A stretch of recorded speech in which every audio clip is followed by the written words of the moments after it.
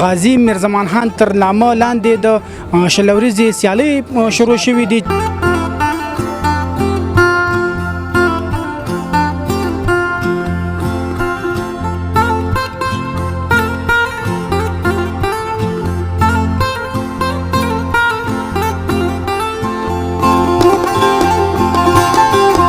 ډېره ښه لوبډله ده. په لږو امکاناتو باندې موږ وکولی شو چې د طرفایه راشو. انشاءالله فاینل کې مو کوشش ده چې د فاینل وګټو. د رئیس صاحب څخه هم دا غوښتنه ده چې دلته د شپې دپاره هم د رمضان جام دپاره یا نورو لوبو دپاره امکانات برابر کړي چې لوبغاړي د شپنۍ لوبې سره هم دغه شي بلد شي او لوبې ترسره کړي. څومره یقیني چې دا فاینل به تاسو ګټئ؟ بیا هم کرکټ چانس بای چانس لوبه ده، خو څوک چې ښه کرکټ کوي، ښه لوبه کوي، ښه نیول کوي، نو انشاءالله بریا به د هغې په شو. زه له کلونو ګورم زاهد په دغه اکاډمیانو کې او دا میدان داسې جوړ نه و چې د زاهد به دلته لوبېدو، خو تر اوسه موږ په شپږیزه کې ونه لیدو. علت څه دی؟ د کونړ کرکټ په تاریخ کې د لومړي ځل لپاره د مومن ګروپ اف کمپنیز غازي میرزمان خان جام سیالۍ ترسره شوې. 10 لوبډلو پکې ګډون کړی او شاوخوا یوه میاشت په کونړ کرکټ لوبغالي باندې دوام وکړ. عصمت الله عمرزي د ولسوالیو جام پیل شي چې دا به د لومړي ځل لپاره د ولسوالیو جام د یو ژوندي اتل په نوم باندې منګه کوو او دغه به زمونږ د سږ کال د ټورنمنټونو پای 215 منډو هدف مقابلې لوبډلې ته ورکو. د هغې په سی بیا د رایپیج لوبډلې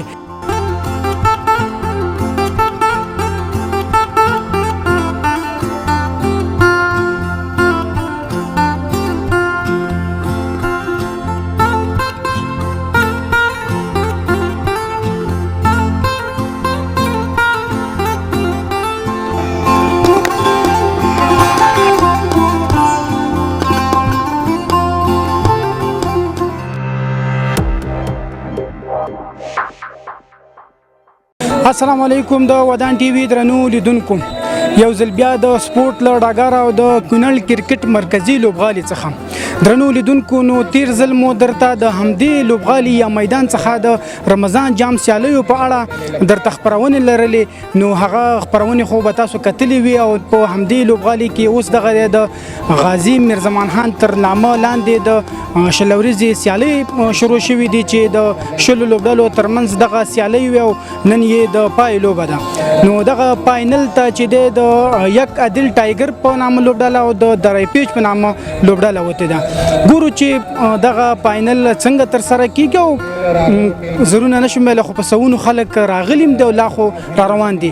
تاسو هم راسره تر پایه پاتې شئ او له دغه سیالیو خوند واخلئ.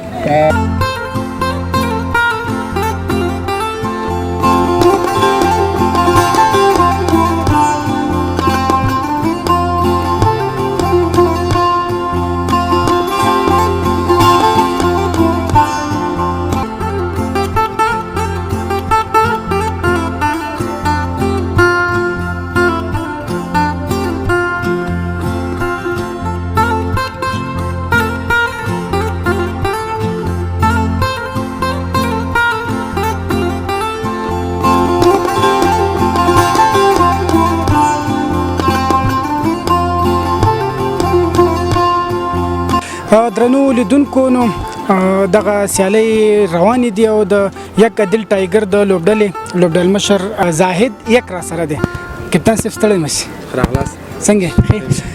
لومړی خو که په دې سیالیو راته وغږېږي چې 10 لوبډلې وي او فاینل ته راتګ څه علت دومره په خبره ښه راتګ تاسو وکړو؟ بسم الله الرحمن الرحیم. ډېره ښه پوښتنه دې وکړه. کله چې د ټورنمنټ په لاره اچول کېدلو نو موږ د لوبغاړو په انتخاب کې ډېر سوچ فکر نه کار واخیستلو. موږ سره هغه لوبغاړي دي کوم چې د کونړ نه بلکې د افغانستان راتلونکی دی، مثلا امان کونړی، مبارز، اعجاز، زبیر ورسره دا نور. نو کله چې څوک یو سټارټ اخلي یو ګول وهي نو هغې ته ډېر سوچ فکر باندې کار کوي. موږ هم دغه غوره وګڼله چې ښه لوبغاړي راټول شي. په رمضان جام سیالیو کې موږ راغلي یو، هغه فاینل هم تاسو وګټو. دا هم انشاءالله کېدای شي تاسو وګټئ. او انشاءالله موږ خپل ایفرټ کوو، خپل محنت کوو او لرنده چې انشاءالله دا فاینل په خپل نوم کوو. څومره یقیني چې دا فاینل به تاسو ګټئ؟ بیا هم کرکټ چانس بای چانس لوبه ده، خو څوک چې ښه کرکټ کوي، ښه لوبه کوي، ښه نیول کوي، نو انشاءالله بریا به د هغې په یو پوښتنې ته کبل راشو. زه له کلونو ګورم زاهد په دغه اکاډمیانو کې او دا میدان داسې جوړ نه و چې د زاهد به دلته لوبېدو، خو تر اوسه موږ په شپږیزه کې ونه لیدو. علت څه دی؟ داسې پوښتنه خو دې ښه پوښتنه وکړه ان شاء الله زه خپل محنت کوم معلومه هم ده چې الله پاک یې چاته په کوم ځای کې ورکوي که نه خو محنت به ان شاء الله پاتې نه وي او نږدې وخت کې به ان شاء الله ستاسو په دواګانو باندې به سره ښکاره وشم په رمضان جام سیالیو کې ستاسو لوبې تا وختي یادونه وکړله مبارز ملنګ او امان کونړی هم فکر کوم په هغې کې تاسو سره تر ډېره هلکانو په دې باس کوو چې په راتلونکي شپږیزه کې به د دې بالرانو نه حتما یو ولتی خو تر اوسه یو هم نشته دی پوښتنې ته جواب دا ورکوم چې امان کونړی اوس په کلاس کې مو او واخان کې مو ان شاء الله د کرکبور لاکین کې راغلی دی آینده تورنمنټونو کې به ان شاء الله ټول ښکاره شي سره زمونږ تاسو ته بریا غواړو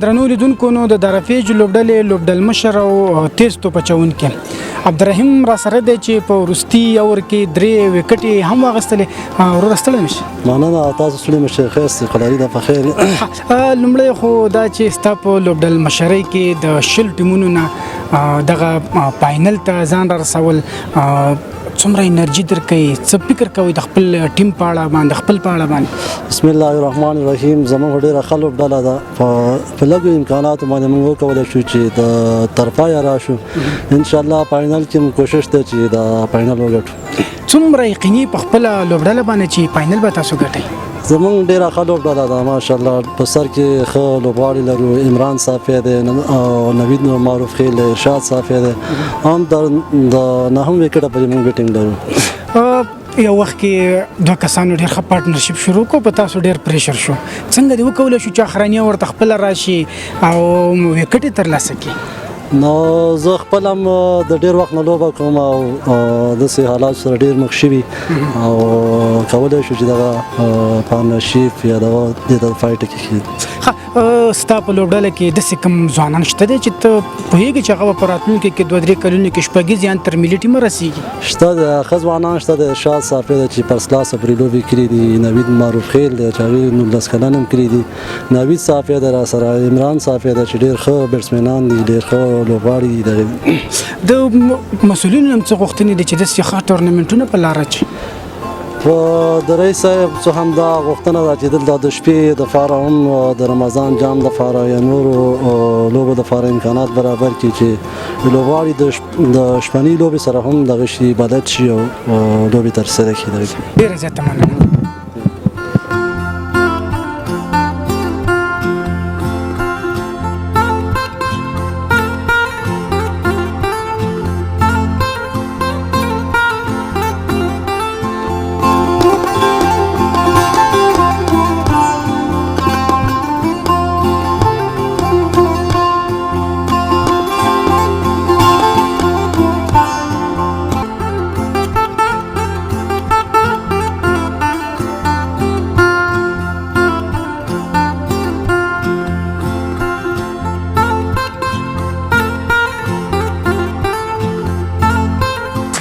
درنو لیدونکو نو یو ځل بیا هم د کونړ کرکټ په مرکزي لوبغالي کې یو د کونړ د کرکټ ادارې مسؤل عطا صافی را سره د صافی صاحب سره ډېره زیاته مننه ودان صاحب تاسو ته د ودان میډیا ټولو درنو ملګرو ته سلام هیله د ټول بخیر صافی صاحب ډېر خوشاله یم چې له رمضان جام سیالۍ وروسته په نږدې وخت کې یو ځل بیا د تاسو سره میلاویږو او په داسې یو غوره ټورنمنټ کې چې دا ګر چاپېر ځای نه بیا هم هغه شانه ډک دي ډېره زیاته مننه ودان صاحب دا ستاسو او د ملګرو په ټول پټوله کې دا یو ټیم هڅې دي چې ټورنمنټونه او دا سیالۍ دومره ښې رنګینېږي د کونړ کرکټ په تاریخ کې د لومړي ځل لپاره د مومن ګروپ اف کمپنیز غازي میر زمان خان جام سیالۍ ترسره شوې 20 لوبډلو پکې ګډون کړی او شاوخوا یوه میاشت په کونړ کرکټ لوبغالي باندې دوام وکړ.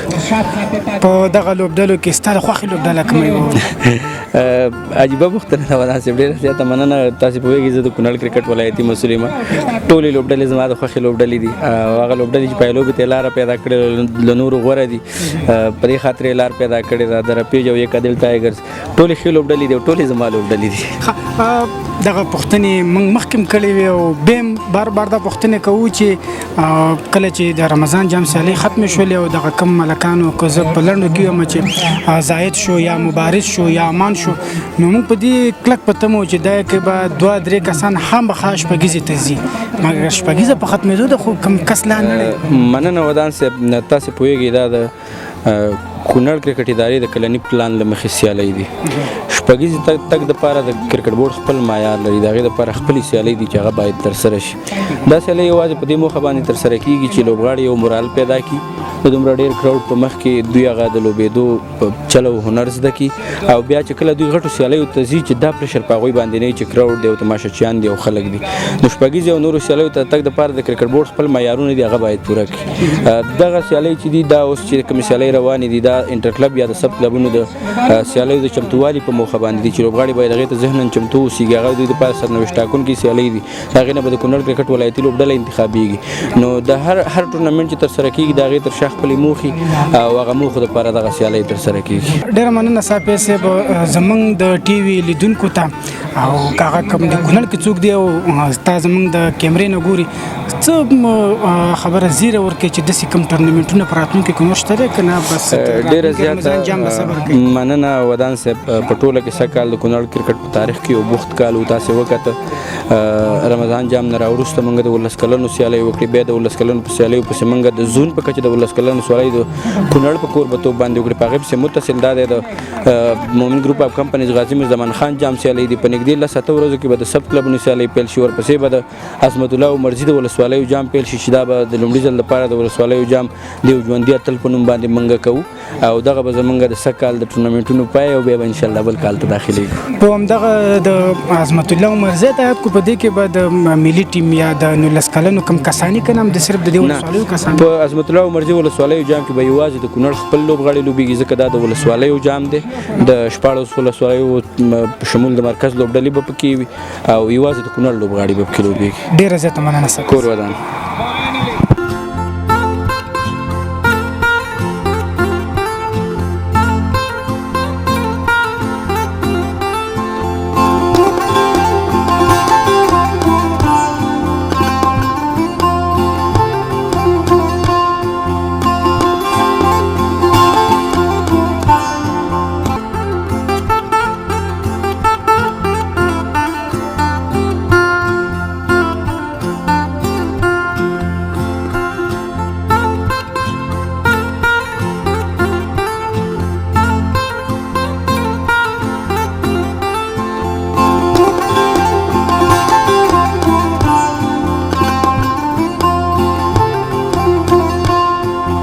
درنو لیدونکو، نو دغه سیالي پای ته ورسېدله.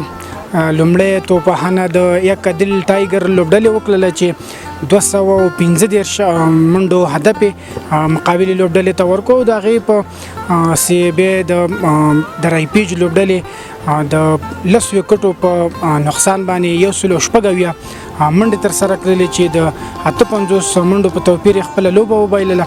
نو تاسو به راسره دغه نور مراسم وګورئ او زموږ خپرونه تر همدغه ځایه وه. تر بلې خپرونې د خدای په امان.